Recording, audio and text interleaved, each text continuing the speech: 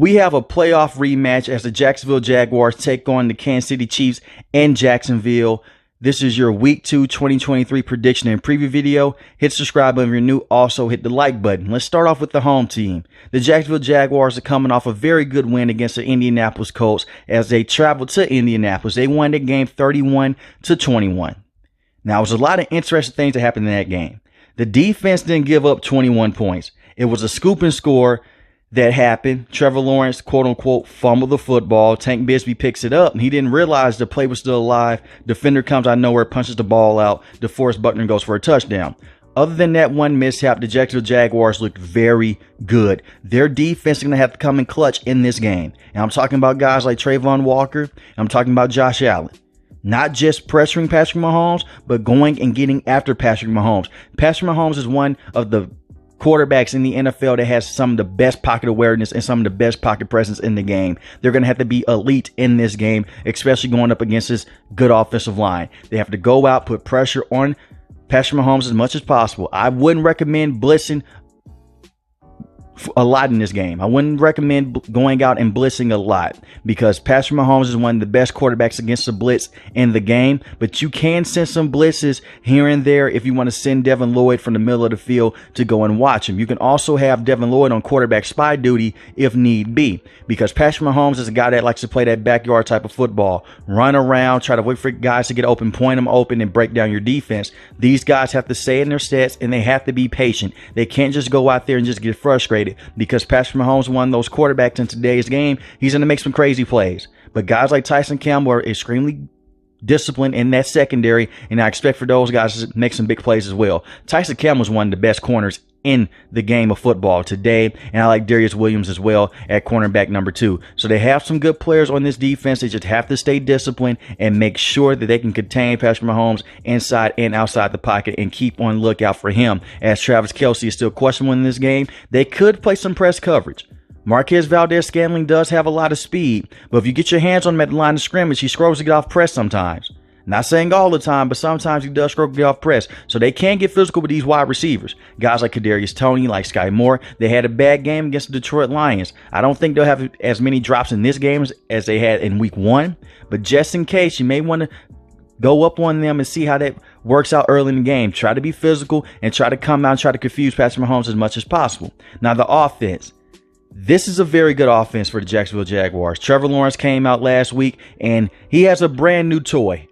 Calvin Ridley had 8 receptions, 101 yards, and 1 touchdown. Yeah, Calvin Ridley is back. That is wide receiver number 1 for this team. Zay Jones is also good. He had 5 catches, 55 yards against the Indianapolis Colts and 1 touchdown, a crazy touchdown in the end zone. Evan Ingram is still on the squad, doing things strong from last game, 5 catches, 49 yards. Something that's very interesting. Christian Kirk did not get that many opportunities against the Indianapolis Colts. If you remember what happened in that playoff game, he had a huge drop in that game. He was running deep. Christian Kirk is now essentially the number 2 wide receiver. This Kansas City Chiefs team is going to have to be on the lookout for that, because it is weapons by committee with this team. Besides that wide receiving core and that amazing tight end Evan Ingram that they have an all-world quarterback in Trevor Lawrence, and they have a very good run game with Travis Etienne. Travis Etienne is a do-it-all type of running back, but he's very explosive as well. He can catch the football at the backfield, and he's very good in between the tackles. It's basically pick your poison with this Jaguars offense. But I'm looking at this Kansas City Chiefs defense to try to test them up front with the line of scrimmage. The key to victory with their offense, keep things simple. Do not turn the football over and keep Trevor Lawrence protected as much as possible. You don't want to go out there and give Patrick Mahomes too many chances to go out there and kill you. You do not want to turn that football over. Go out there, have a steady pace, and let the game go by in a natural way, and do not rush things. Be patient on both offense and defense. Now let's talk about the Kansas City Chiefs. Brutal loss last week against the Detroit Lions. They lost the game 21-20. Patrick Mahomes played very well in that game. He played very good. They were without Travis Kelce. Travis Kelce is questionable for this game, and they're trying to ramp him up and get him playing in this game. I think even without Travis Kelce, this Chiefs offense will be better. Patrick Mahomes last week had 226 passing yards, 2 touchdowns. I'm not going to count his interception. He threw the ball straight to Kadarius Toney and it slipped out of his hands and it went for a pick 6. besides those little plays and those drops, they beat the Detroit Lions. And I'm not trying to hit on the Detroit Lions. The Kansas City Chiefs basically beat themselves with drops and miscommunication at the line of scrimmage. The biggest thing with their offense, catch the football if Patrick Mahomes gets it to you. That goes for Sky Moore too. Kadarius Toney was not the only wide receiver in that game that dropped passes. They have to go out, get open, and just catch the football. Andy Reid is going to scheme up some good plays, but go out there and catch the football. That's number one. Number two, Isaiah Pacheco has to be better. Patrick Mahomes cannot lead this team in rushing for a second week in a row. Now you're putting your franchise player at harm's way. Patrick Mahomes led this team in rushing with 45 yards last week. Isaiah Pacheco had 23 yards on just 8 carries. Go establish the run, be physical up front. And the offensive line did very good in pass protection, but they're going to have to be better in run blocking situations. And I also want to talk about Jawan Taylor. He's going against his former team. Jawan Taylor cannot come out here with these false start penalties again. He should have been called for more false start penalties last week than they did. But you saw the one that they did call.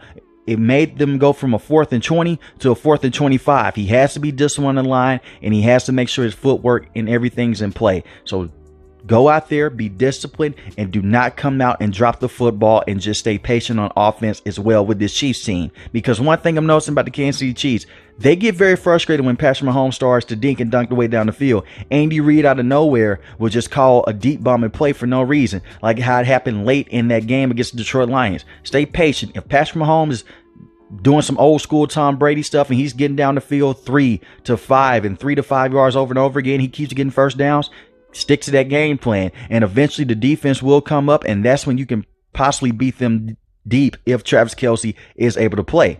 Now, I'm looking at their defense. They played very good against the Detroit Lions. They were game. Steve Spagnuolo did blitz a lot more because they didn't have Chris Jones. Well, Chris Jones is coming back. He just agreed to a 1-year deal. So guess what that means for the Jacksonville Jaguars offensive line? They have to come out and try to be more aggressive in that defensive front, because now George Karlaftis is no longer in a double team situation. He started to get double teamed against the Detroit Lions. Now Chris Jones will face those double teams, and now guys like George Karlaftis can come off the edge and he can try to take care of business himself. A guy that is a former first-round pick, and I expect for him to have a big season with this Kansas City Chiefs team. The biggest thing that they need to look out for is what's going to happen in the secondary. I like the Kansas City Chiefs secondary with Trent McDuffie and Justin Reed at the safety position, and L'Jarius Sneed and Jalen Watson, but they have to be careful. Calvin Ridley's one of the best route runners in the game. You do not want him just going out there and just getting in and out of his break smoothly. Try to touch him up a little bit and have a safety over top. But these linebackers for the Kansas City Chiefs, they make this defense go.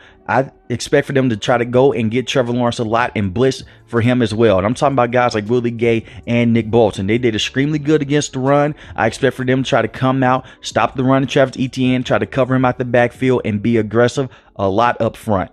I think the Kansas City Chiefs are in a good situation. If it wasn't for the drop passes last week, they would have beat the Detroit Lions, and we're talking about a whole different situation here.